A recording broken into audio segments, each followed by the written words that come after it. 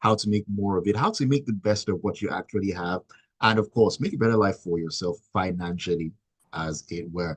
And you can be a part of personal finance, as always, by joining in the conversation on Smooth 98.1. We do this every Wednesday at 5:15 p.m. The WhatsApp number is 0809 440 981. 0809 440 981. Ayokunmi and Joy are right here to take you along on a journey, as well as our special guest, whom I will be introducing in a couple of minutes. But to give you background into what we're talking about today, because we're looking at savings and investment tips for the second half of 2024. Now, there was a poll in the US conducted by the National True Cost of Living Coalition. Now, 33% of Americans say the most extreme source of stress they face is saving for the future. I can just imagine. 32% say paying for an emergency. 31% say paying debts. Now, if we're to conduct this poll in Nigeria, what kind of answers would we actually uncover? For some reason, I'm actually afraid to think about the sort of answers that we would actually, get out. But hey, joining us this evening to talk about this is Praise Ihansekhien. She is the head of investment research at Meristem Securities. Very good evening to you, Praise. Great to have you on Personal Finance this Wednesday evening. Good evening. Thanks for having me here. All right, it's a pleasure. Now, Praise, just as I, alluded to in that intro, talking about that poll conducted in the US, something of a similar nature being conducted here in Nigeria. What do you think would be the top 3 most extreme sources of financial stress for Nigerians? I think the answers are going to be very different compared to, people in the US being worried about debts. Nigerians are going to be worried about basic amenities. You see people interact with people anywhere, in any corner of Nigeria. Everybody's worried about, or majority of people worried about food. Where are we going to see the next meal? Where's the next meal going to come from? Before you see somebody then worried about, say something like, are they going to be able to have a job next month? And then rent. So I think the 3 things for Nigerians would be food, rent, and job security. Before we start to think of debt, savings, investments, and all those other things, I think we need to first be alive and find a place to have a roof over our heads before we now start thinking of saving for the future. So yeah, I think the results are going to be very different if you come to Nigeria. I shudder to think about it, but I agree with you on the food part. The job security. For the rents, maybe eventually some people will go back to living with their parents if they can. Okay. You have a point there, to be honest. They say go out or go home, right? So at some point, it'll be like, I'm going home. Really? And our parents never would tell us go away. So hey, exactly. That's that to fall back on. Anyways, moving away from all that. Does pulling Nigerians out of financial stress start with inclusive economic growth? If we're looking at the scale. So, the first thing is inclusive economic growth even important? Is it possible in Nigeria? Because when you talk about inclusive economic growth, you're saying fair distribution of resources among all Nigerians. The likelihood that is possible in Nigeria is very slim, but if we do see a scenario where that happens, of course, it's a very important step in pulling Nigerians out of stress. All figures will never be equal, but we need to get Nigerians to a point where, we are at least comfortable before we now start to talk about, achieving inclusive economic growth for all Nigerians. Okay. Okay, Praise, I'm actually going to touch on that one. But for our listeners, you can join us on YouTube. We're streaming live at Smooth 981 FM Lagos. And once again, the WhatsApp number is 0809 440 981. Okay, Praise, back to what you just said about inclusive growth. Now, when you look at the state of the economy as it is right now, where exactly is that inclusive economic growth going to come from? That's such a funny question, because the state of the economy as it is right now, it just seems like the past few years have been really tough for everybody. You're considering, you're trying to struggle, rationing your income, to be able to increase your income from one level to the other. And then boom, inflation is fighting you significantly. You think, oh, today I'm okay, namaste, ranka day or whatever. And then you go to the market tomorrow and it's like, what I bought last week is a different price. So it's going to be very difficult to be able to achieve it in this state of the economy we are in. We need to see a lot of changes happen from the government, from a lot of increased production in Nigeria, so that we can, start to see more activities in the trade sector of Nigeria. When we start to see more activities in Nigeria's trade sector, we're definitely going to see more wealth of the nation, and then we start thinking of how we can achieve inclusive economic growth. But from where we are standing right now, it's going to be a very long stretch. Man, when you put it that way, it makes it even more difficult for one to even imagine. Okay, I know that I bought a paint bucket of tomatoes maybe for 5,000 last week. I'm going to the market this week and I'm buying it for 10,000 naira. Exactly. Am I sure that I still want to be eating rice and stew? No, you have to mix it up now. You can't be. What else am I going to eat with my rice, Joy? Well, there's chicken curry.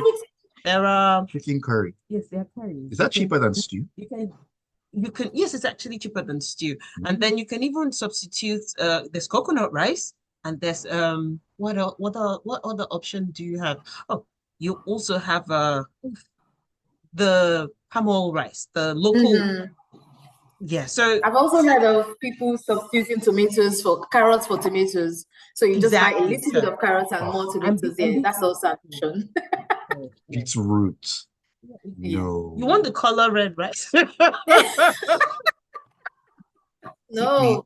Out of that. Anyways, coming back home and talking about, well, that's the macro level of things, right? Now let's even talk about the micro level of economy and talking about people in paid employment. How can they begin, people in paid employment thinking of saving and investment journey? How do they go about it? And how should a proper assessment of their financial standing be done? So first things first, as someone in paid employment or salary earner, even somebody running a business, I think for me, the starting point is your income. If you don't have any income, you cannot start thinking about saving. You cannot start thinking about investment journey. So I always clamor for people to, every single tiny skill that you think you have, that you kept somewhere, now is the time to go and find a way to use it and make money from it. If it's time to go meet your employers are also suffering because they are also facing their battles from one side or the other. But if there's if there's an extra value that you are bringing to the table in the workplace, you need to start demanding extra money for that extra value, starting from the income part. And then let's come to the spending. There's a rule, there's a 40-30-20 rule. 40% go to you have to divide your income into 40% for your needs, not wants. Your basic needs, not wants again, because there's things we want, but we don't really need them. So you need to make sure that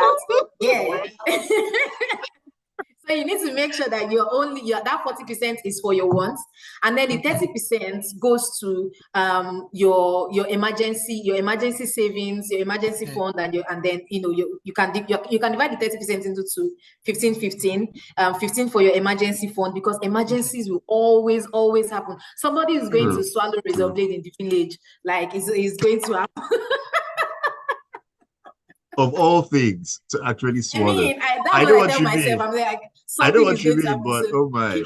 Yeah. Oh my goodness. And then your 20% can now start to fund some of those wants. So 20%, can now start to fund some of those things that you want them, but they are not exactly part of your needs, but you can indulge once in a while. And then I also still advise, even in that 20%, if it's possible to still curtail a bit, just try. But I'm an apostle of sometimes enjoy yourself, sometimes buy yourself ice cream, sometimes you've worked a lot, you need it. So that 20% can go there. And then the remaining 10%, please, you need to, that is your absolute, I must save this one. Nothing will touch this one.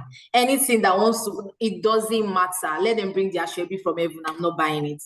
Let anything happen. I'm not touching this one. So having that rule, people coin it in different ways. Some people have it 50, 50, 20, 30. Some people have it, but you need to have a plan, something that defines your spending on a monthly basis. If not, there's no YOLO. There's YOLO cannot work in Nigeria anymore. Okay. I'm actually glad you mentioned that, because I was going to ask if that 40, 30, 20, 10 rule was actually set in stone. But good to hear that it's not a fixed thing. So I guess it depends on what actually works for different individuals, right? That they can, but they need to have a certain proportion that they have for their monies that come in. That is set in stone. Standard, yes. Standard. Yes.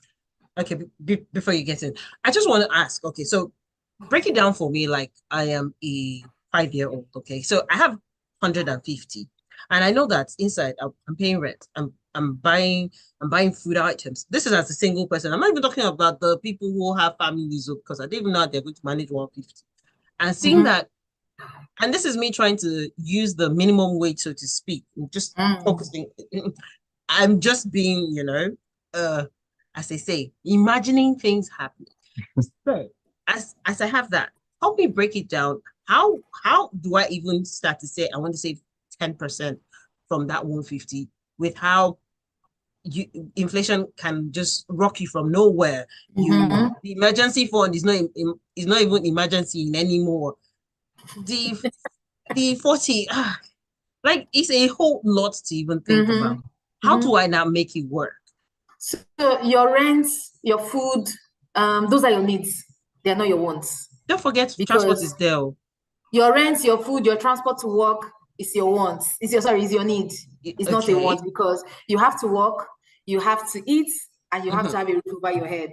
And then I also tell people your rent must not be more than 2 times of your monthly your yearly rent should not a cost, should not be more than your 2 times monthly net. So say you earn 100K monthly, ideally your rent should not be more than 200K.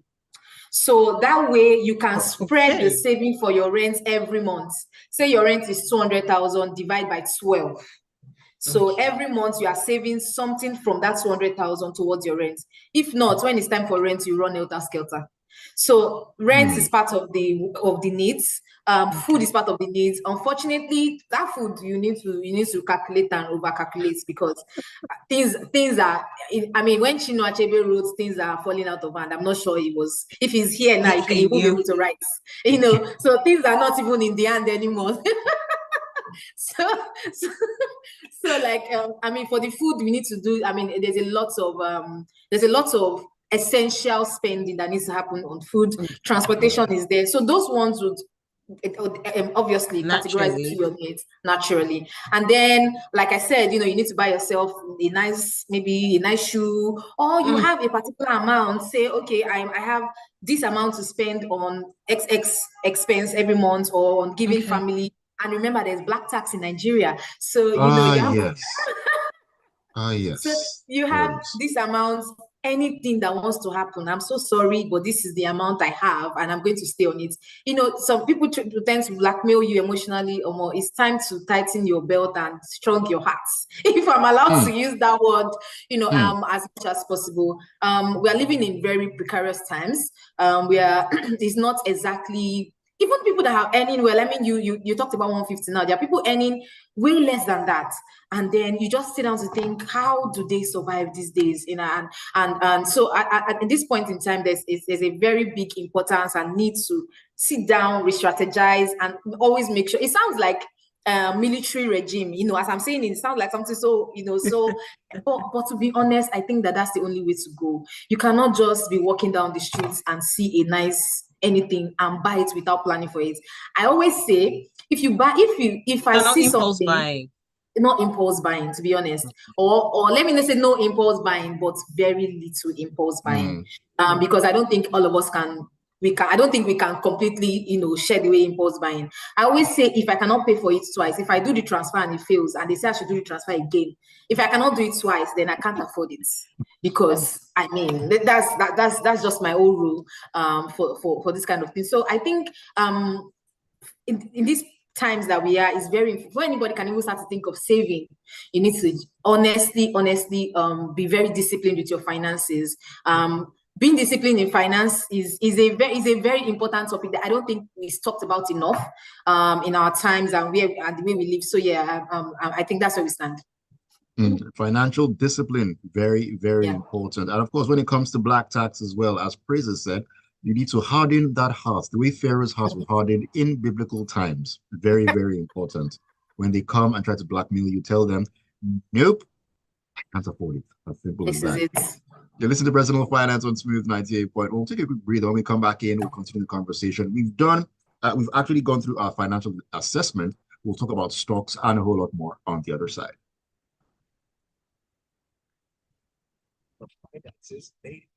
Almost black tax.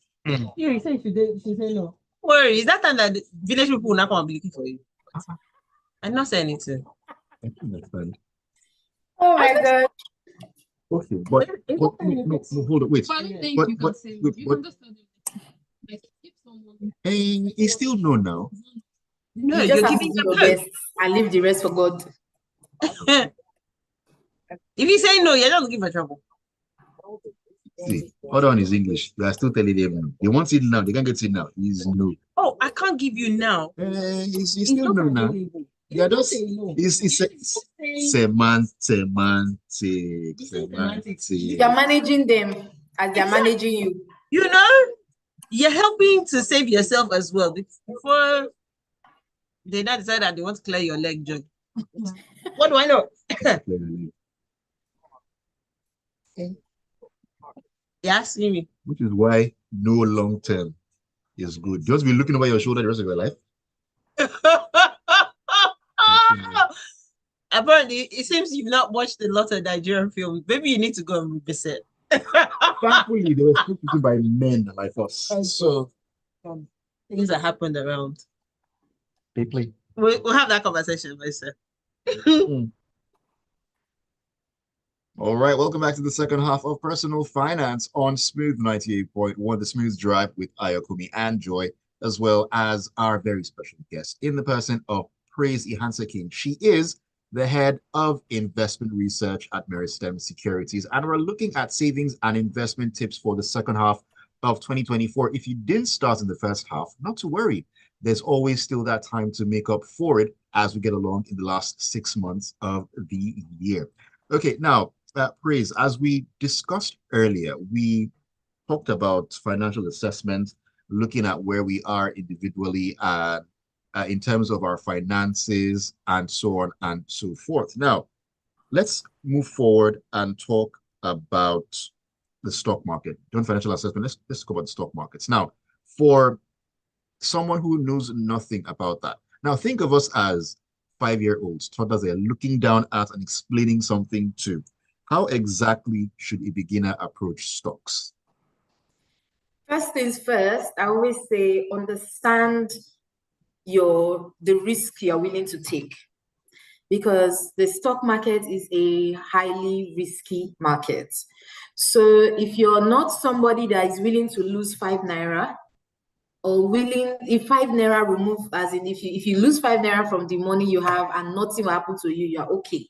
Then you can, 5 naira is, I'm using it in quotes. You're okay. You can then, start to think about investing in stock.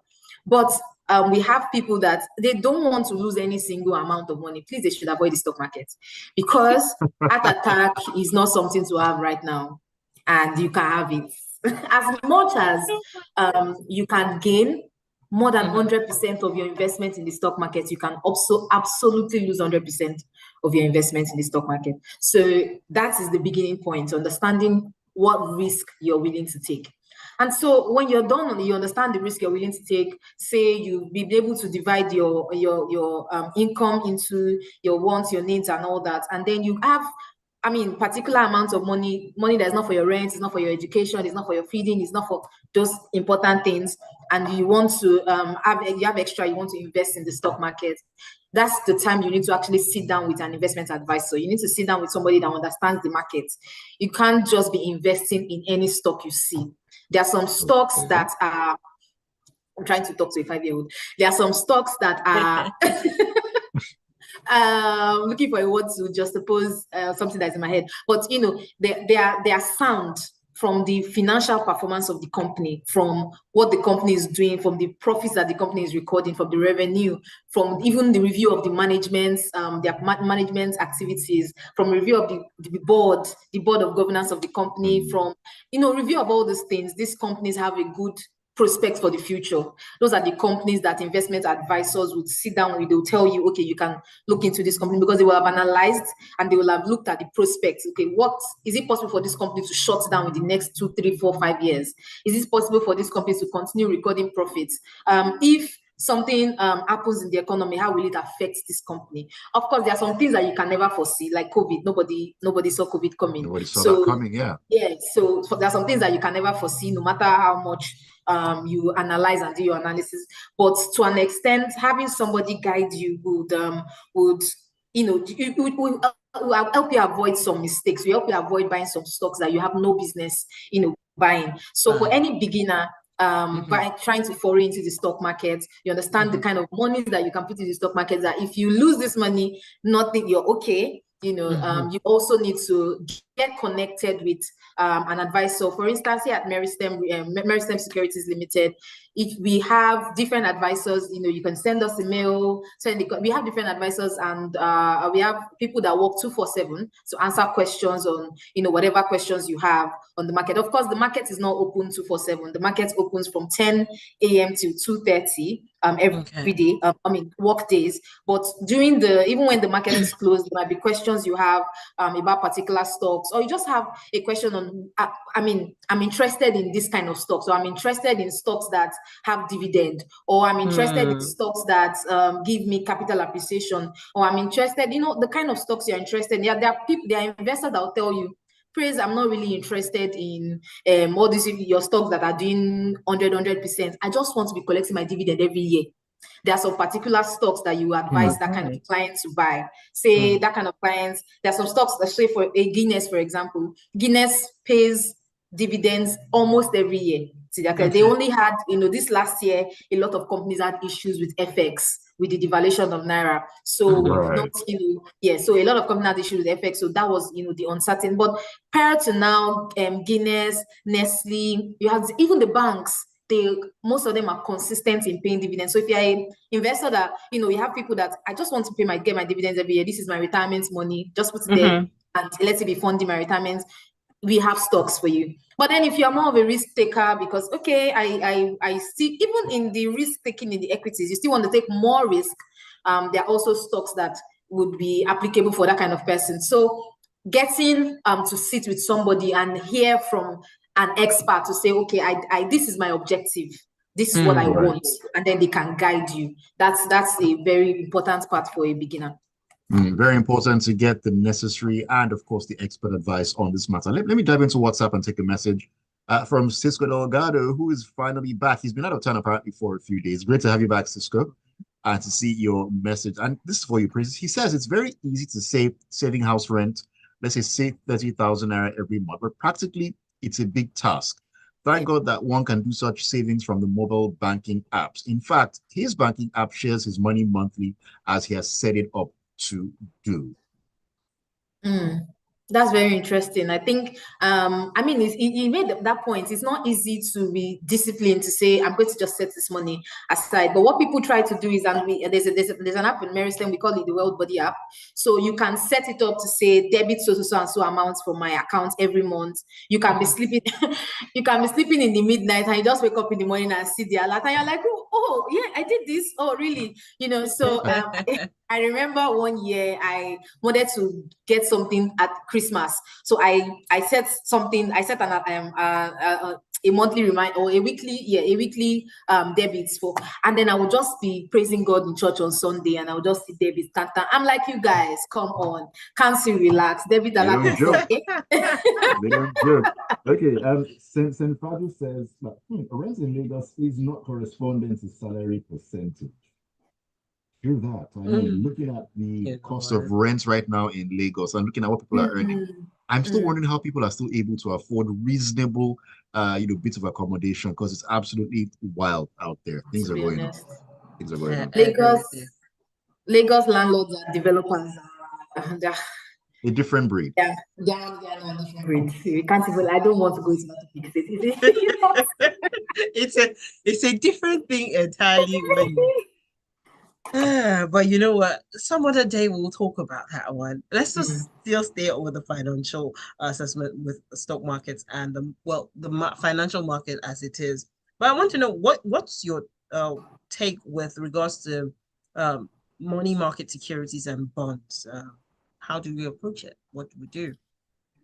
Okay, so remember my starting point for equities is if you cannot take risk, stay away. So now, if you cannot take risk, come to the money market, because in the money market, you have mutual funds, you have commercial paper, so you have instruments that are designed to preserve your capital while giving you returns. Now, the glitch here is, of course, the higher the risk, the higher the return. If I cannot take risk with your funds, there's a limit to what investment options I can do. And of course, because I need to preserve your capital, my aim is making sure that nothing touches this capital. So returns in the money market are not as high as what you have in the equities market when the equities market is good, right? Okay. But for people that are interested in capital preservation, the money market is even quite interesting right now that the money market is doing better than the equities market, because returns in the fixed income space are higher than what you have in the equities market. So everybody's diverting funds into the fixed income space, and so you have some money market funds, so mutual funds doing as high as 20% return so far this year. So there are different. If you don't have the capacity for risk, government bonds, government treasury bills, money market mutual fund instruments are the best way to go. Okay. All right, fantastic. Okay, time has actually flown by, but let me try to squeeze in one more message here. Let me see. Okay, I'll take this one. I'll take this one on the other side. Julius, I'll send you a message on the other side of this one. Don't worry about that. So really quickly here, Praise, as time has absolutely flown by, I just need you to jump on this one, and it's a question that we actually need to have great understanding about. How patient should one actually be when building a savings and investment nest egg? Because like you said, some forms of investment, like mutual funds, they don't pay as much because of the structure. So how patient does one have to be when building that portfolio up? They say the patient dog is the fattest bone, right? So that was then. That is literally the case here. You can't jump into billions with investing. You can't just invest 20,000 and wake up and then in 2 months it's now 5 million. It's a scam. Whoever that's promising you that is a scam. If for 50% return in 2 weeks is a scam. Let's just agree, all of us agree with that already. So you need to be very patient. You need to. Impatience would make you fall for this money making scams, MMM and the Ponzi likes. schemes and all that. Ponzi schemes, yeah, that's the word I was looking for. So we need to be actually very patient in building. I actually advise people to start investing with the money market funds. Say a mutual fund, start investing in a mutual fund. You can invest as low as 10,000 naira, 5,000 naira in a mutual fund, and you can start from there. Start investing, building it. Say monthly, you are dropping 10,000 naira monthly. You get to a point where you can now begin to take some risk with that money, but you can't start investing and boom, you want to start taking risk. You're going to burn out very fast, right? So it's very important to be very patient. Patience is the key. Thank you for the very, very wise words. We've been talking with Praise Ihansekhien. She is the head of investment research at Meristem Securities. Thank you so much, Praise, for taking the time out to share all this knowledge with us. It's been a very fun time with you this evening on Personal Finance. Alrighty, and to all our listeners out there, thank you for being a part of Personal Finance. The Smooth Drive on Smooth 98.1 will continue. Don't go anywhere.